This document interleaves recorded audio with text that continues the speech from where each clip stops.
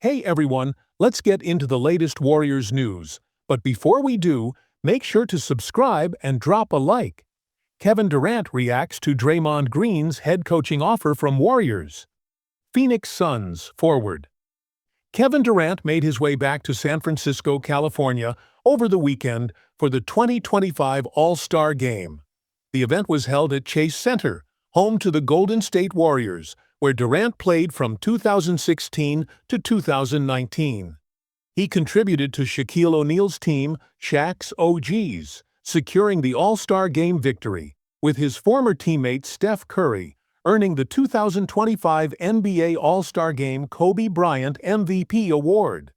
Durant's former teammate Draymond Green, who played alongside him during his Warriors tenure, was also present, but in a different capacity.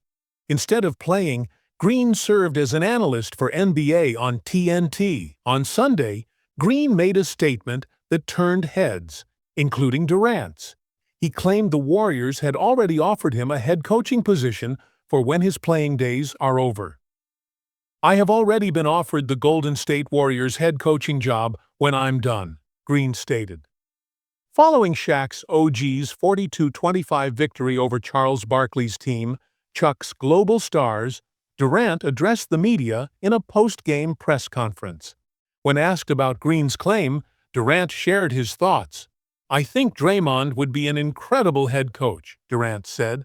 "I believe he'd excel more as a coach than a TV analyst. He's quite good at that too, but his love for the game is undeniable. He enjoys teaching and thrives in the competitive environment of basketball. If he were to go into TV, I think he'd eventually crave being back on the court. So yeah, he'd make a great coach." During the two All-Star games on Sunday, Durant recorded just 6 points on 1 of 9 shooting. Despite the underwhelming stats, the former Texas Longhorn star will take home an additional $125,000 for winning the All-Star championship.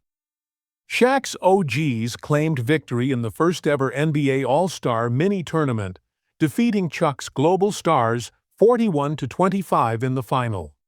Last year's winning total was 211 points. This year's just 41. The restructured All-Star format featured 3 games instead of 1, delivering plenty of highlights but minimal intensity. Ultimately, Boston's Jason Tatum sealed the championship with a decisive dunk. Shaq's OGs became the inaugural champions of the NBA's All-Star mini-tournament, with Tatum scoring 15 points and Stephen Curry adding 12, including a signature half-court three-pointer. The All-Star game is known for flashy plays, and Curry's performance didn't disappoint, leading his team to victory on his home court at Chase Center. "It was a celebration of a lot of great things," Curry remarked. "It's our responsibility to put on a show, and I appreciate my teammates for making that happen." The championship game was lopsided early on. The Global Stars missed their first 10 field goal attempts, including 6 three-pointers, and quickly fell behind 11-0.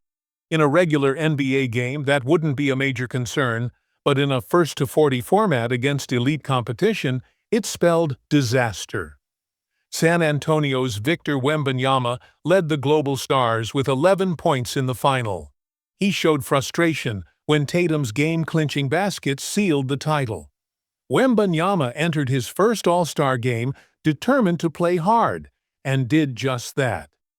"To me, that's the only way to play basketball," Wembanyama stated.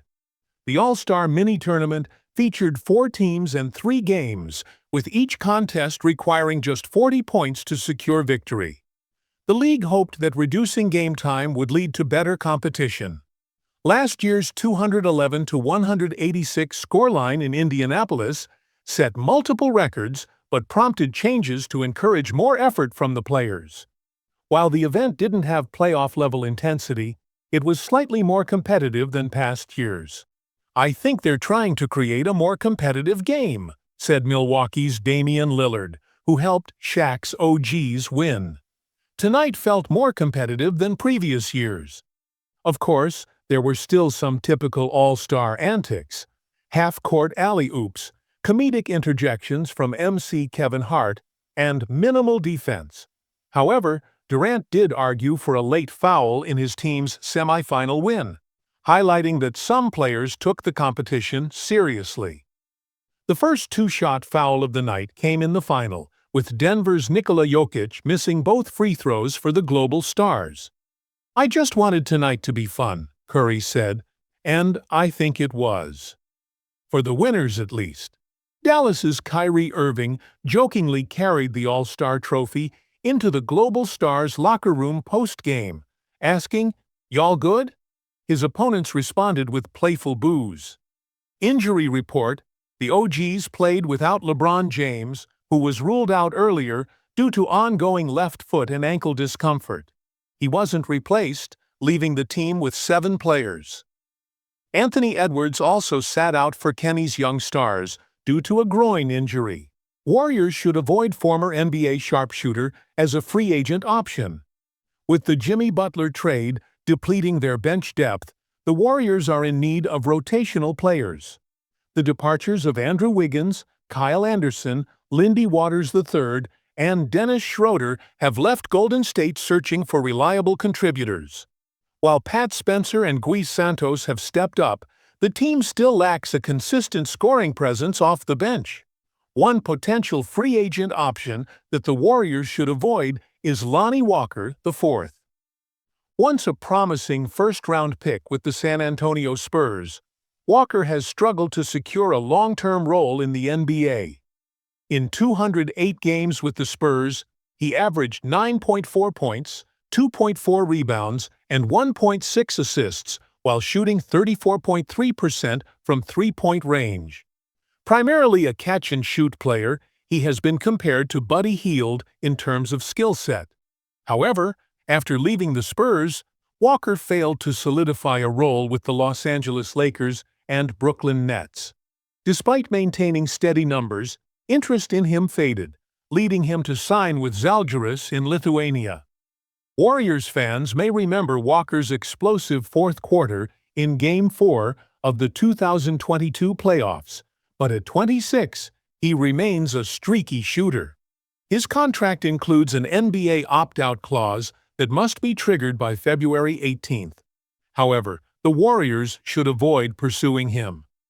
Walker's three-point shooting in the EuroLeague sits at just 33.1%.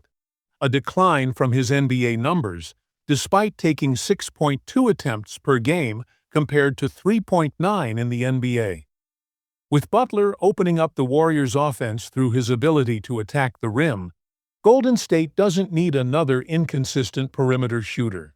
Instead, they should prioritize defensive-minded players or secondary playmakers to round out their roster for the playoff push. What do you think about Lonnie Walker's situation? Share your thoughts in the comments.